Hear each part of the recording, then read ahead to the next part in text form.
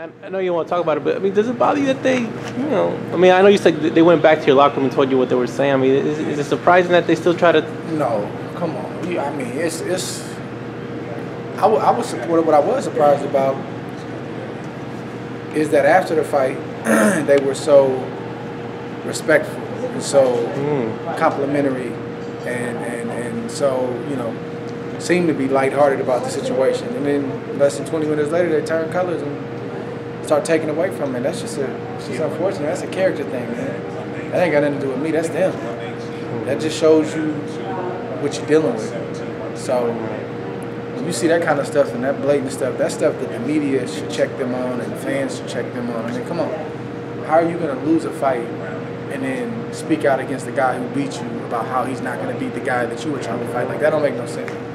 I mean, I don't even know what you call it. I think it's that Big Bear altitude. I think if they're breathing that thin air, they not getting enough oxygen to the brain, and they start tripping, man. I'm telling you. A lot of weird stuff been coming out of Big Bear lately.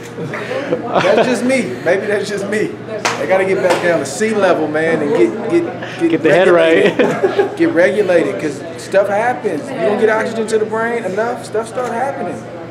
That was weird back there. I don't know what you call it, man.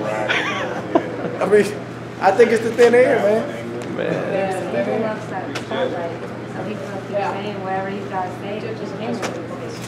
I don't know, man. But might be personal. I mean, I don't know. Well, of course it is. Of course it is.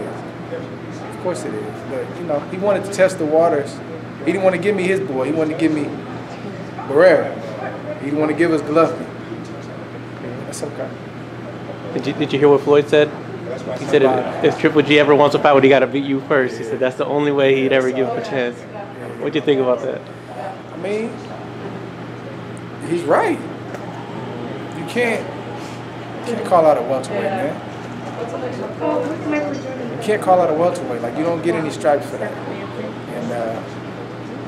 And not even just me, but another legitimate super middleweight. Like, if you want Floyd to come up, somebody who's done everything in the sport, doesn't have to lift another finger in the sport to prove anything, but yet you won't go up to fight at that time when I was still a super middleweight, the best super middleweight that's out there, after doing all that talking, but yet you want to come try to pick on me and get a pay? Come on, man. It's that high altitude, bro.